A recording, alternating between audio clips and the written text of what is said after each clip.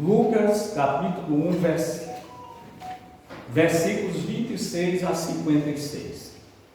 Abra a sua Bíblia, deixe a sua Bíblia aberta nesse texto. Eu acredito que os irmãos lembram que esse foi o texto lido pela irmã Gilcelene no início do culto.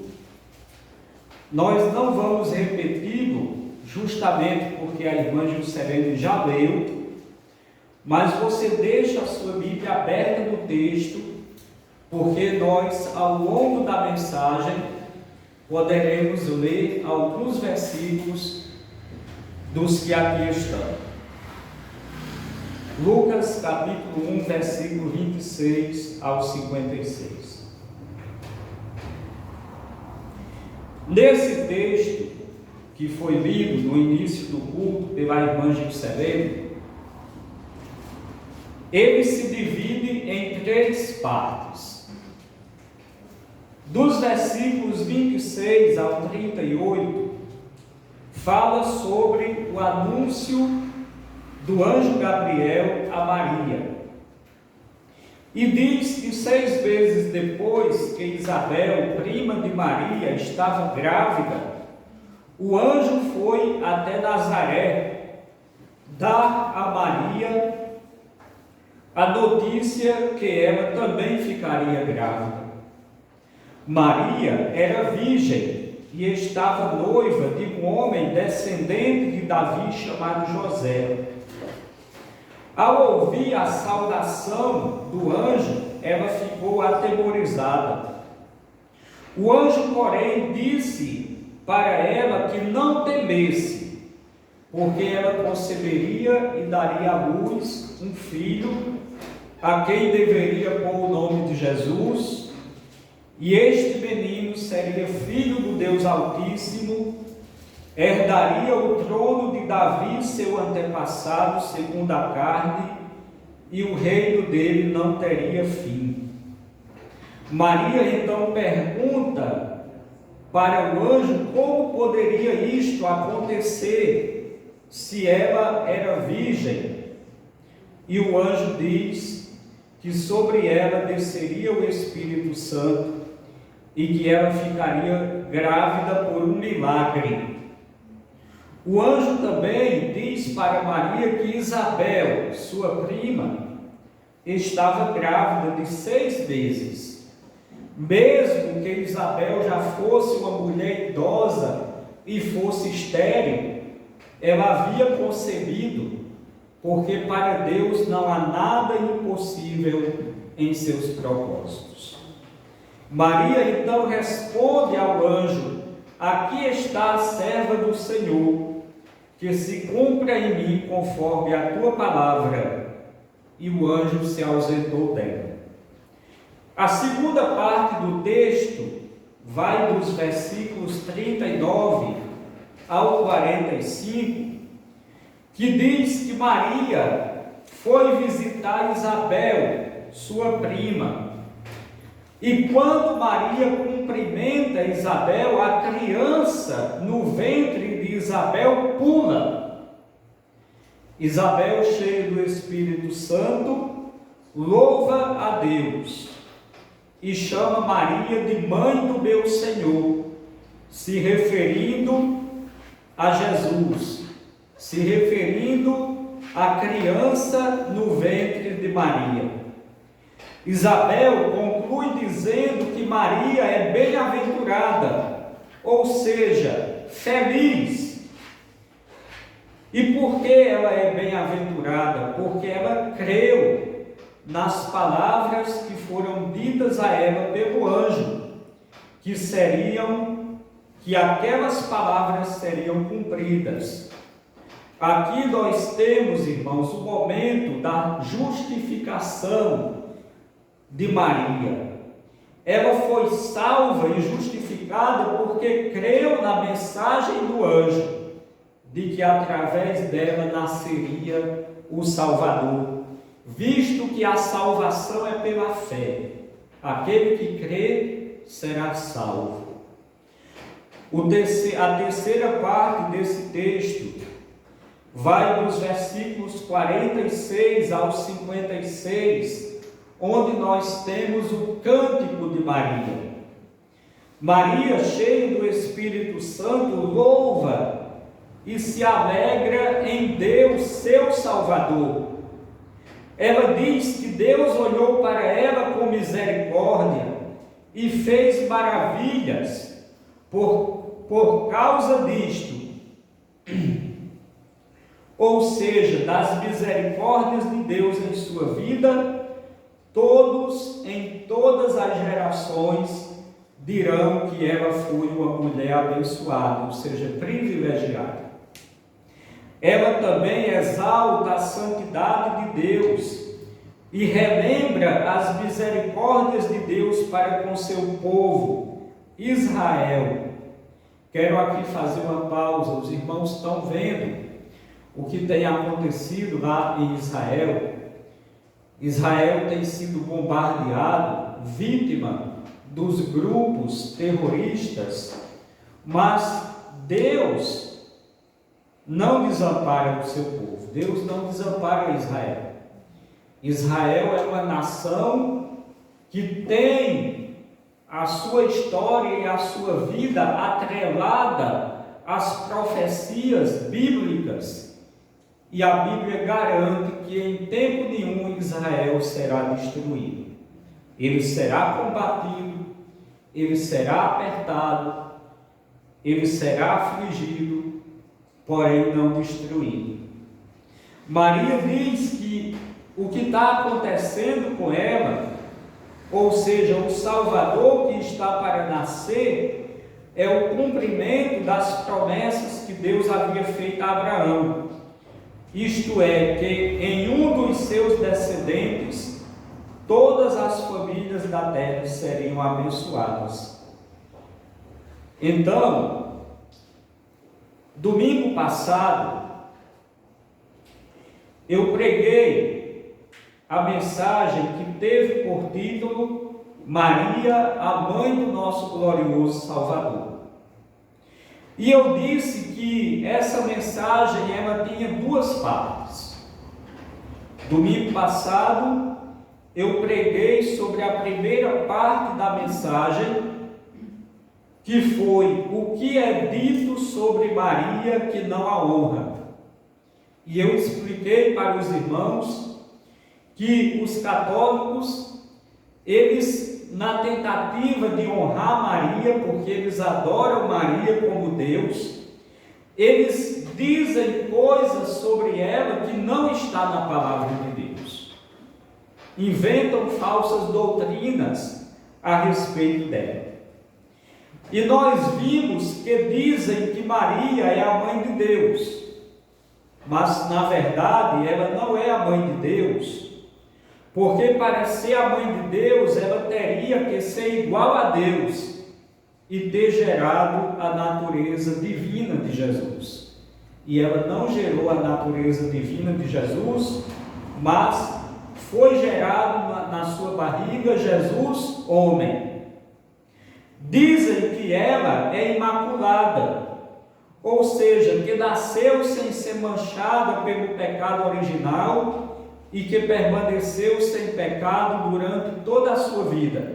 Mas nós vimos que ela não foi imaculada, ela também nasceu manchada pelo pecado original e ela também pecou durante a sua existência aqui na terra. Dizem também que Maria é mediadora, intercessora entre Deus e os homens, mas na verdade nós vimos que ela não é nem mediadora, nem intercessora.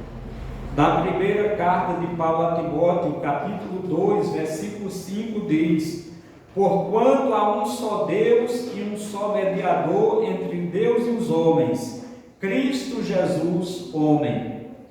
Dizem que ela é corredentora, ou seja, que ela redime tanto quanto Jesus, ou que auxilia Jesus na sua obra de redenção. Mas, na verdade, ela não é corredentora ou auxiliadora da redenção.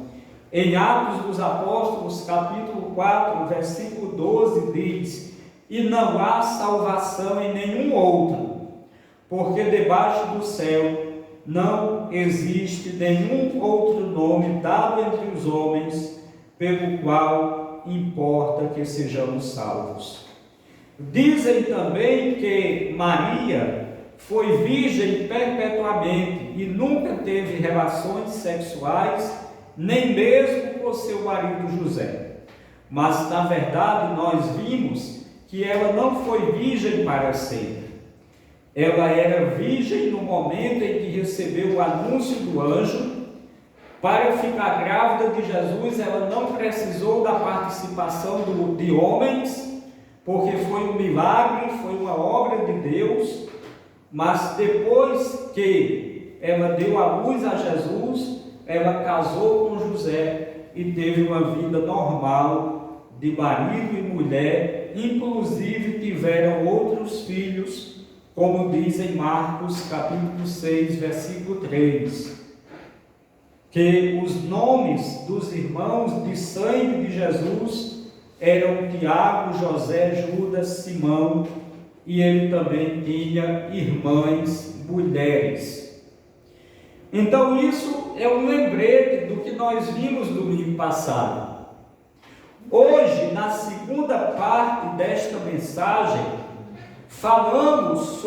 falaremos, aliás, sobre o que a Bíblia nos ensina a respeito de Maria, esta magnífica mulher.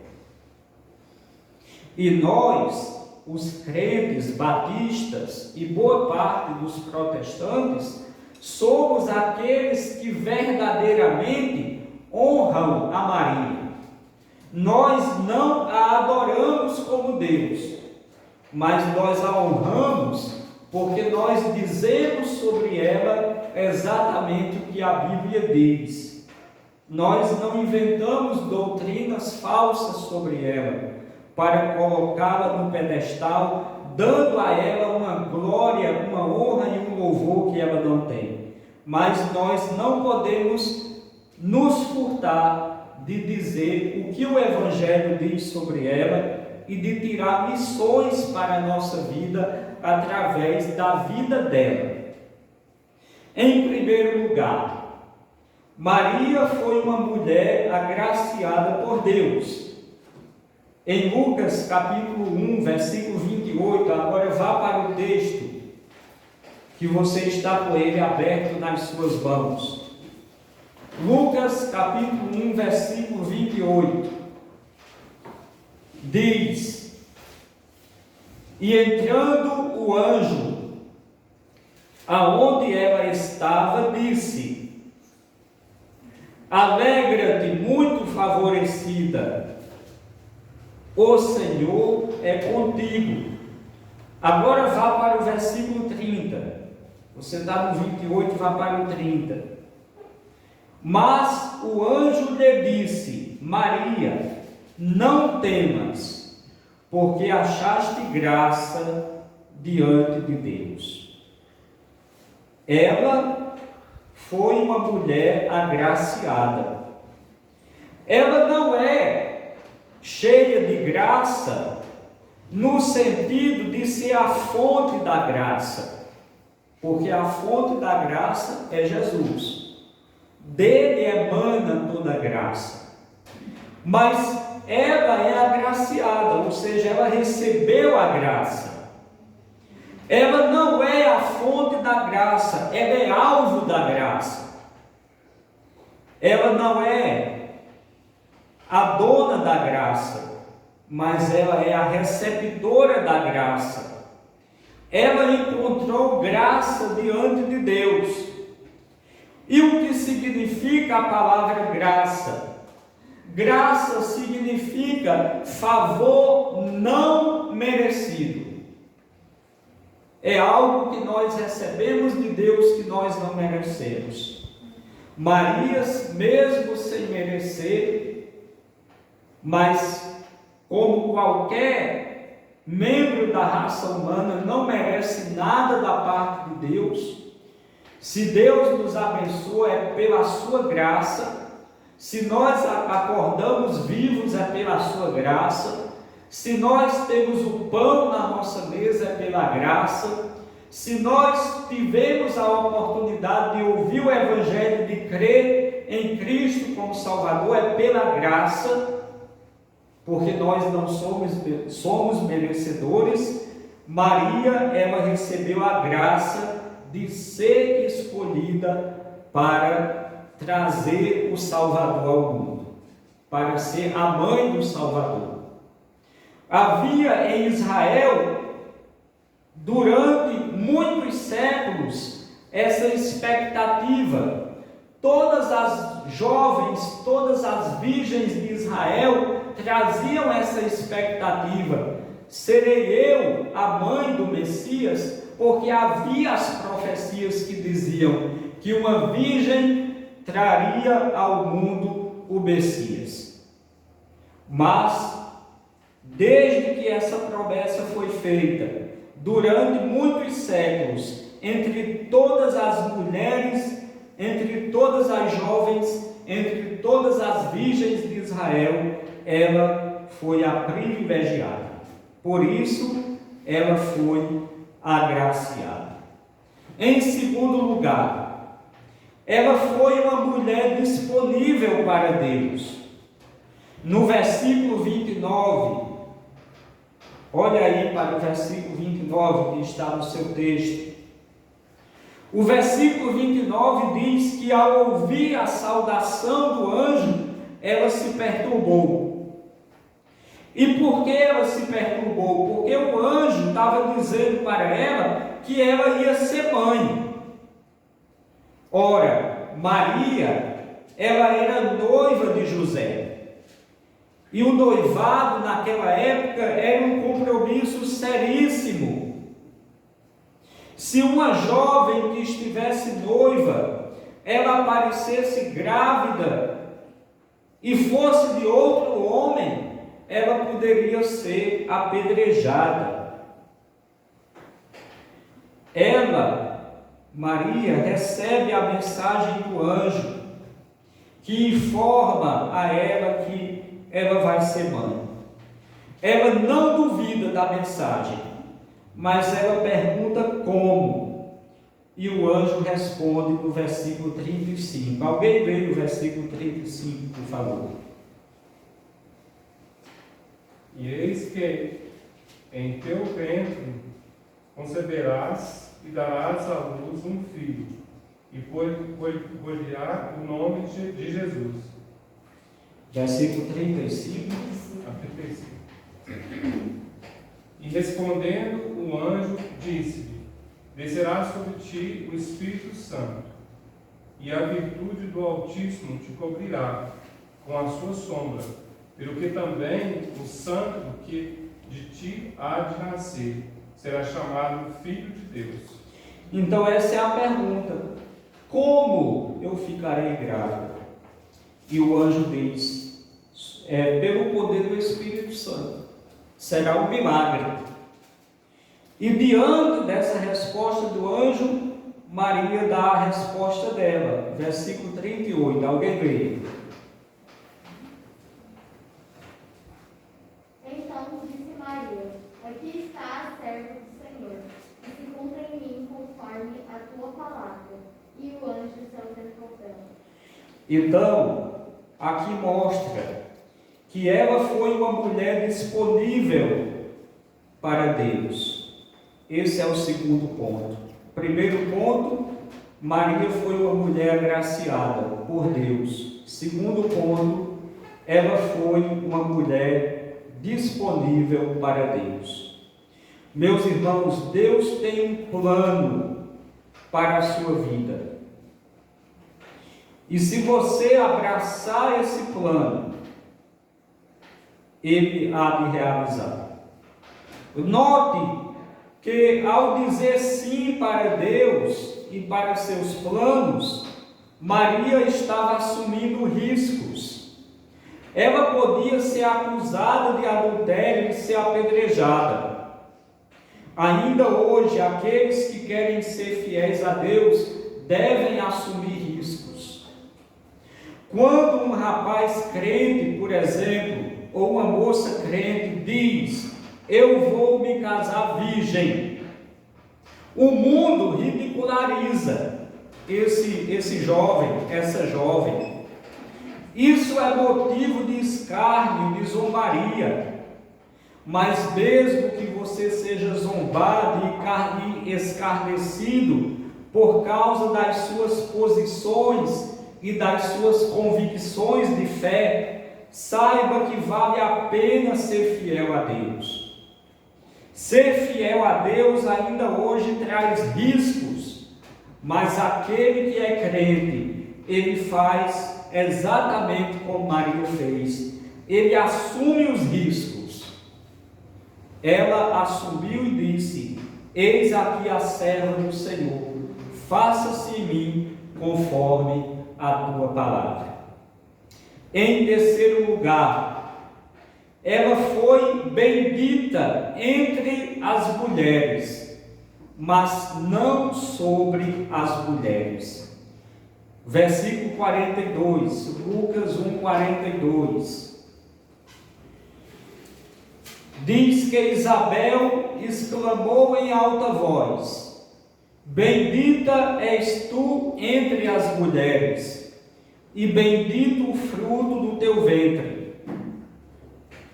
Embora Deus dê a Maria uma alta honra entre as mulheres, que foi segurar Jesus em seus braços, carregar Jesus em sua barriga, amamentar o Filho de Deus, ensinar as primeiras palavras ao Rei dos Reis, educar aquele que é o Pai da eternidade.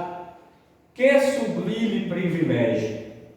Mas, embora ela tenha tido esse privilégio, em momento algum a Bíblia coloca Maria acima das outras mulheres. Em momento algum Maria se põe acima das outras mulheres, mas ela é bem-aventurada entre as mulheres. O destaque do versículo 42 é que bendito, ou seja, santo, glorioso, eterno, maravilhoso, conselheiro, Deus forte, Pai da eternidade, príncipe da paz, é o fruto do ventre de Maria, ou seja, Jesus. Ele é mais importante do que ela. Versículo 43, Lucas 1:43. Olhe para o texto, examine o texto, acompanhe o texto. Lucas 1:43, Isabel continua falando e diz: e de onde me provém que venha visitar-me a mãe do meu Senhor? Maria é chamada de a mãe do Senhor. Quem está dizendo isso é Isabel. Ela está mostrando para Maria que ela vai ser mãe daquele que é o Senhor. Que privilégio, irmãos! Mãe do meu Senhor, mãe do seu Senhor, mãe do Senhor da igreja. Veja que Maria não é a senhora, não é a soberana, mas ela foi a mãe do soberano Senhor que se fez homem, Jesus Cristo.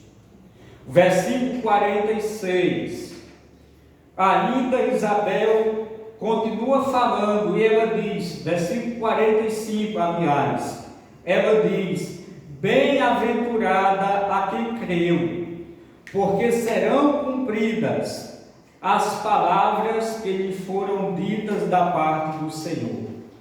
Maria é bem-aventurada, é feliz. Por quê?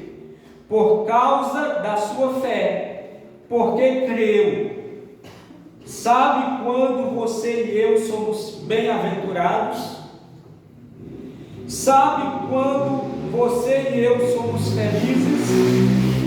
quando cremos que quando Deus fala, Ele é fiel para cumprir o que diz.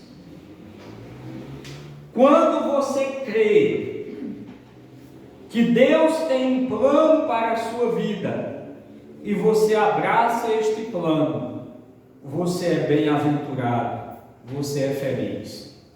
Quando você crê que você é um pecador e que você necessita de um Salvador, e que o Salvador do qual você precisa é Jesus, quando você aceita Jesus como seu único Senhor e Salvador pessoal, você é feliz, você é bem-aventurado, seus pecados são perdoados, Deus lhe recebe, lhe adota como filho, você é justificado, você recebe o Espírito Santo para habitar em você, você recebe dons do Espírito Santo para utilizar os seus dons na obra de Deus.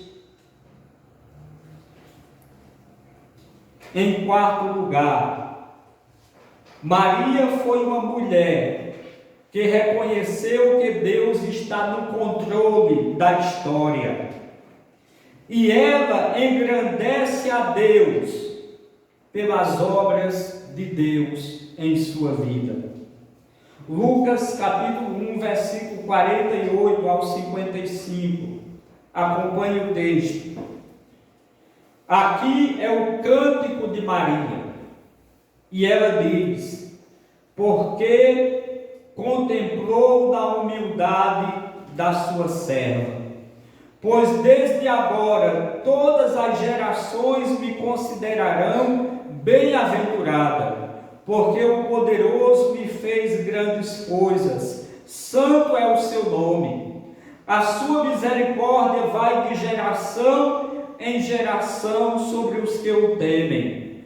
Agiu com seu braço valorosamente, dispersou os que no coração alimentavam pensamentos soberbos, derribou do seu trono os poderosos e exaltou os humildes, encheu de bens os famintos e despediu vazios os ricos, amparou a Israel seu servo, a fim de lembrar-se da sua misericórdia a favor de Abraão e de sua descendência para sempre, como prometera aos nossos pais.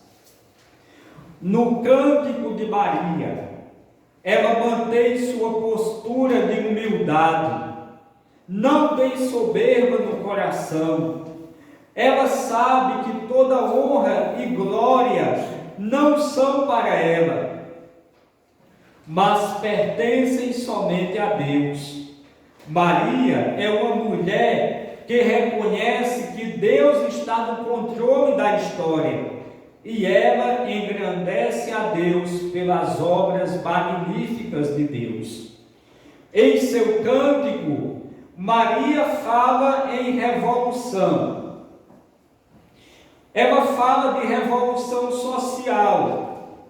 Os grandes e poderosos, aqueles que acham que são deuses, eles serão derrubados. Deus não divide a sua glória com ninguém. Ninguém pode ser adorado, somente Deus é digno de adoração.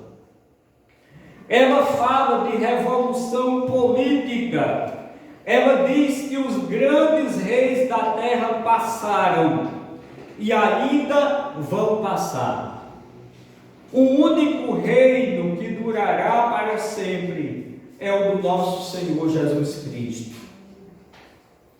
Em seu cântico, ela ainda fala de uma gloriosa revolução espiritual. Ela diz que nós, os crentes, somos filhos de Abraão, não da carne, mas da fé. Maria está reconhecendo que Deus derruba os poderosos, levanta os humildes e através, não dela, mas de seu Filho ele traz salvação para o seu povo. Em quinto lugar, Maria é uma mulher pronta para andar com Deus nas horas mais complicadas da vida. Veja comigo esta cena. Acompanhe esse raciocínio.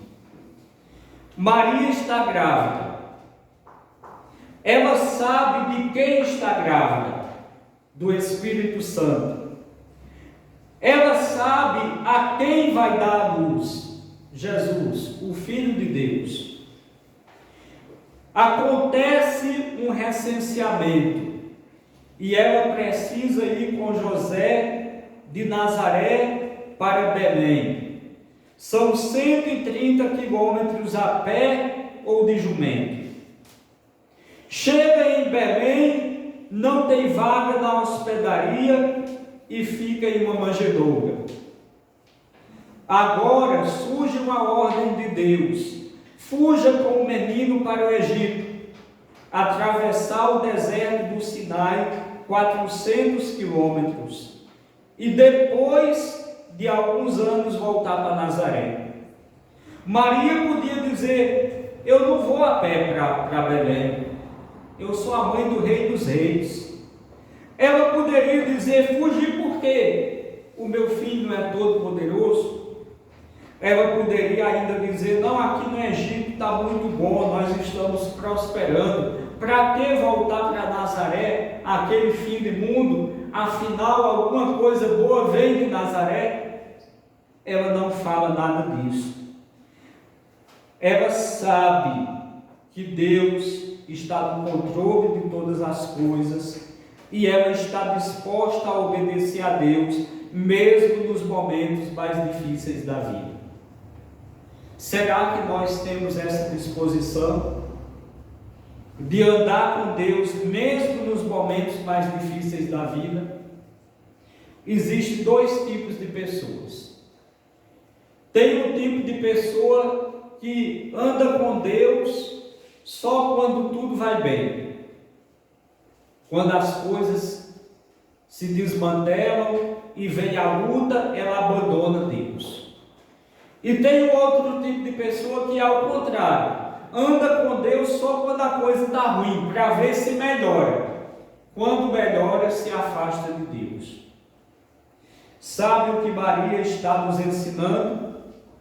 Para nós baixarmos a bola, sermos humildes e obedecermos a Deus em tudo. Quanto mais é elevada a posição que você ocupa na vida, mais humilde você deve ser. Em sexto e último lugar, Maria precisou reconhecer que o seu filho tinha uma missão, uma agenda que não era determinada por ela. Ela não determinava o que Jesus ia fazer, o que Jesus ia falar, nem como Jesus ia agir.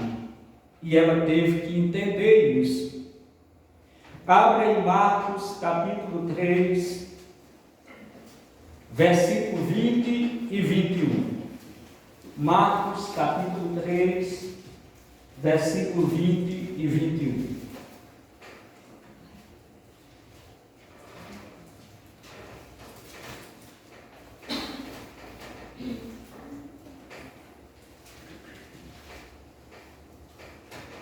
Diz assim: então ele foi para casa. Está falando de Jesus. A casa de Jesus era em Cafarnaum.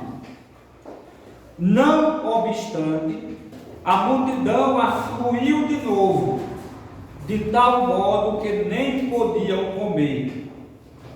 E quando os parentes de Jesus ouviram isto, ouviram que Jesus estava em casa, atendendo uma multidão e que nem comeu, saíram para o prender, porque diziam: está fora de si. Os parentes de Jesus pensavam que Jesus estava louco. Agora, versículos 31 a 35, ainda de Marcos capítulo 3. Pule para os versículos 31 a 35. Diz: nisto, enquanto Jesus estava lá atendendo a multidão, chegaram sua mãe e seus irmãos, e tendo ficado do lado de fora, mandaram chamá-lo. Muita gente estava assentada ao redor dele e lhe disseram: olha, tua mãe, teus irmãos e irmãs estão lá fora à tua procura. Então ele lhes respondeu, dizendo: quem é minha mãe e meus irmãos? E correndo o olhar pelos que estavam assentados ao redor, disse: eis minha mãe e meus irmãos. Portanto, qualquer que fizer a vontade de Deus, esse é meu irmão, irmã e mãe. Isto mostra que a relação de Jesus com Maria não dava nenhum privilégio a ela acima dos outros discípulos. O privilégio que ela teve foi ser a mãe do Salvador. Mas fora isso, ela era igual a todos os outros. Para Jesus, não havia acepção de pessoas. A relação espiritual com Jesus é mais íntima do que a relação familiar. Se você crê nele como Salvador, você faz parte da família dele. Significa que se você ouve a palavra de Deus e aguarda, você tem um privilégio, tanto quanto Maria, tanto quanto os apóstolos, tanto quanto qualquer outro discípulo. Jesus está aqui desmistificando essa ideia de colocar Maria num pedestal e oferecer a ela adoração. Lembra das festas em Caná, as bodas em Caná da Galileia? Maria disse para Jesus: não tem vinho. E Jesus disse para ela: mulher, o que tenho eu contigo não é chegada a minha hora. Jesus estava mostrando para Maria que não era ela quem determinava o que ele ia fazer e a hora que ele tinha que fazer alguma coisa. Mas eu quero encerrar perguntando aos irmãos: você conhece o mandamento de Maria? Maria deixou um mandamento. E só quem segue os mandamentos de Maria são os crentes. O mandamento de Maria, aliás. Só quem segue são os crentes, nós, os batistas, e outros irmãos de fé protestante. E qual é o mandamento de Maria? Ela disse em João capítulo 2, versículo 5: faça tudo o que Jesus mandar. Ela fala isso para os serventes daquela festa das bodas de Caná, quando Jesus disse: não é chegada a minha hora. E aí ela entendeu que ela não podia controlar a agenda de Jesus, mas ela chega para os serventes da festa e diz: faça tudo o que Jesus mandar. Esse é o mandamento de Maria. Então o crente verdadeiro, ele obedece esse mandamento de Maria, porque é um mandamento que está circunscrito ao poder de Jesus. Não é fazer o que ela diz, não é fazer o que ela manda, não é adorá-la como Deus, mas é fazer o que Jesus mandar. E resumindo, o que é que Jesus manda? Muitas coisas, né? Mas se a gente pudesse resumir todos os mandamentos de Jesus, ele fala em Mateus capítulo 4, versículo 10: Mateus capítulo 4, versículo 10. Jesus diz: quem quer ler? Quem achou aí quer ler? Leia. Então disse-lhe Jesus: vai-te, Satanás, porque está escrito: ao Senhor teu Deus adorarás, e só a Ele servirás. Então este é o mandamento, é o que resume todos os mandamentos de Jesus. Ao Senhor teu Deus adorarás. Então a adoração deve ser dada apenas a Deus e ao seu próprio Filho Jesus Cristo. E somente a Ele prestarás culto. Então, quando os católicos adoram Maria como Deus e inventam doutrinas sobre ela que não está na Bíblia, eles não estão honrando a Maria. Muito pelo contrário. Se Maria pudesse ver o que é feito com o nome dela, ela daria uma repreensão muito grande desse povo. Ela não aceitaria, porque ela compreendeu que ela não tem poder sobre Jesus. Então esse dito, que peça a mãe que o filho responde, é falso. Maria disse: faça tudo o que Jesus mandar. E Jesus disse: ao Senhor teu Deus adorarás, e somente a Ele prestarás culto. Concluindo, a Bíblia encerra a história de Maria, lá em Atos dos Apóstolos, capítulo 1, versículo 14. Atos dos Apóstolos, capítulo 14, é o último versículo da Bíblia que fala explicitamente em Maria, a mãe de Jesus. Atos dos Apóstolos, capítulo 14, diz assim: todos estes, quem eram estes? Os apóstolos, mais 120 discípulos que estavam reunidos em Jerusalém. Todos estes perseveravam unânimes em oração com as mulheres. Então, naquele grupo de 120 discípulos havia mulheres, com Maria, mãe de Jesus. Então Maria estava no meio do grupo dos 120, e com os irmãos dele. Os irmãos de quem? De Jesus, os irmãos de sangue. É interessante que nos evangelhos dizem que os irmãos de Jesus não criam nele. Mas aqui mostra que depois da ressurreição, os irmãos de Jesus se converteram, porque eles estavam juntos com a igreja dos 120 em Jerusalém, todos reunidos unanimemente em oração. E Maria está aqui presente. O que é que esse versículo está nos dizendo?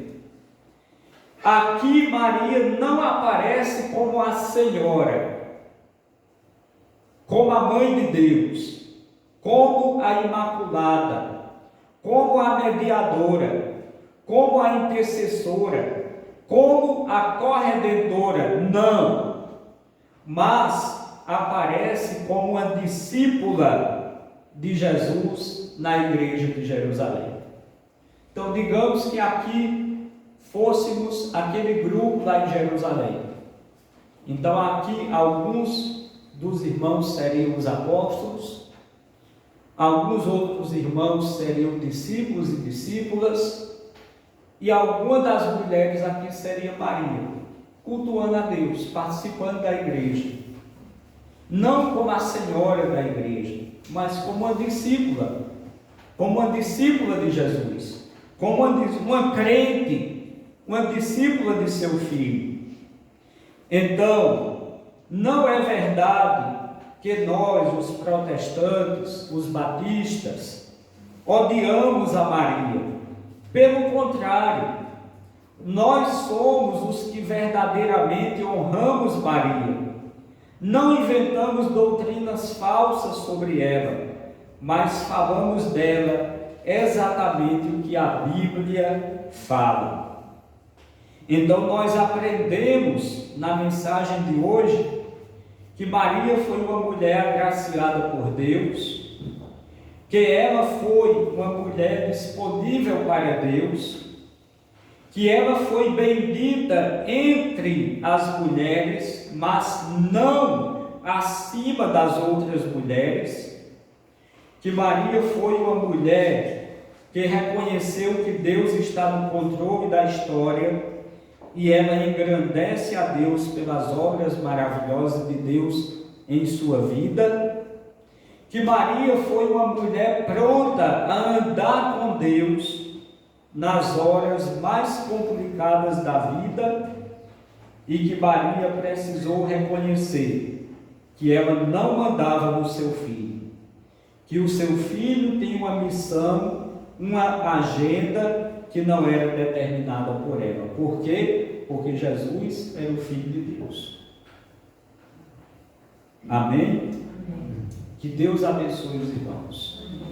Que a graça do nosso Senhor Jesus Cristo, o amor de Deus o Pai e as doces consolações do Espírito Santo sejam com todos, agora e sempre. Amém. Vai em paz, tenha uma boa semana, cumprimente os irmãos na saída.